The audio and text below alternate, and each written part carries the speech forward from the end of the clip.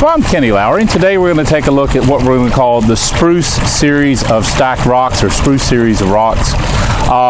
We're named that. We actually, as a group here, the guys that work on making your fountains and packing your fountains, we take some backpacking trips a couple of times a year, and one of our favorite areas is Spruce Knob area over in West Virginia. So it's a stream over there. It's Seneca Creek. It's the most beautiful stream I've ever seen, and I've hiked all over the country, but not too many people know about it. So don't tell anybody. But anyway, it's a great backpacking trip. We were over there last fall. It was snowing, and the rocks that you see on top of that mountain over there remind me of these rocks. Now, this rock, I don't know where it came from. I did buy it at a local quarry, the Mother Rock, so I'm not really sure where it came from, but it does look like those rocks over there in West Virginia. I didn't clean the rocks off the forest, so it didn't come from there. So, but it does remind you of those rocks that you see on top of that mountain over there, hence the name. What we've done here is we got a two stack right here. So this is going to be the spruce two stack, spruce stone two stack. We've got this kind of like a bird bath feature in here. It's not very deep, maybe a half an inch, something like that, but it is a pooling effect. And we've got it so that the pool is going to run out the front. So we have this flowing over that. We got it slightly set back of the second rock down so that we can have that hit that second rock. Now, you don't have to. You can kind of line them up if you want to do that. But we have it so that it's kind of hitting that rock and dropping. If you wanted to slide this all the way forward, you could and just have it drop right down on the basin and not hit that second rock. But I thought that was kind of brings interest to it and a little more sound. We're slightly overhanging here in the back, not a lot, and I'll show you with the camera toward the end of the video. So it's a beautiful setup. It's almost like a waterfall. I'm not going to classify this as a pondless waterfall, but it's almost like that. And the reason I'm not going to classify it that way is we're going to do different things with this. So we'll have some with a pool, some without a pool. We're going to have a series of rocks in this, and we'll do fire pits with them in different configurations. So we're going to do lots of different things, and all of these rocks are going to be part of the spruce series. They're all going to be kind of flat here on the bottom, about 5 inches thick, give or take an inch or two.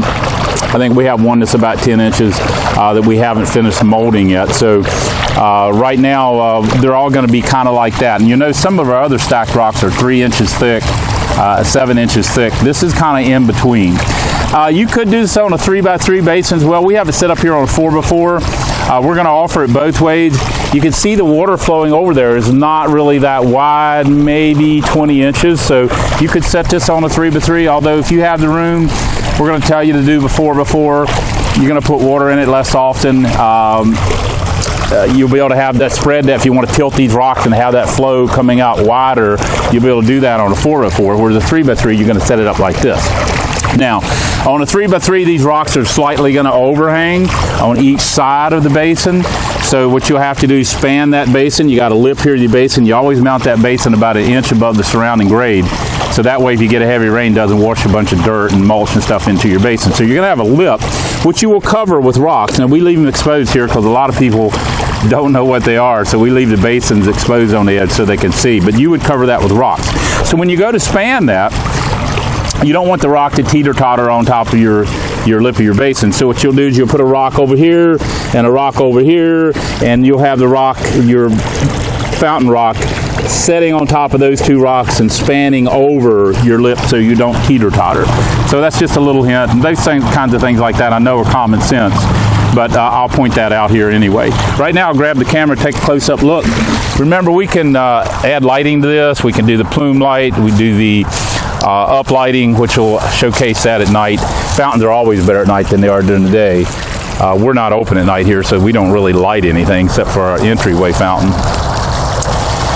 But I do try to come back here sometimes at night and shoot videos of some of the fountains at night. You can see it's got a really nice sound. I'll see if I can get there close.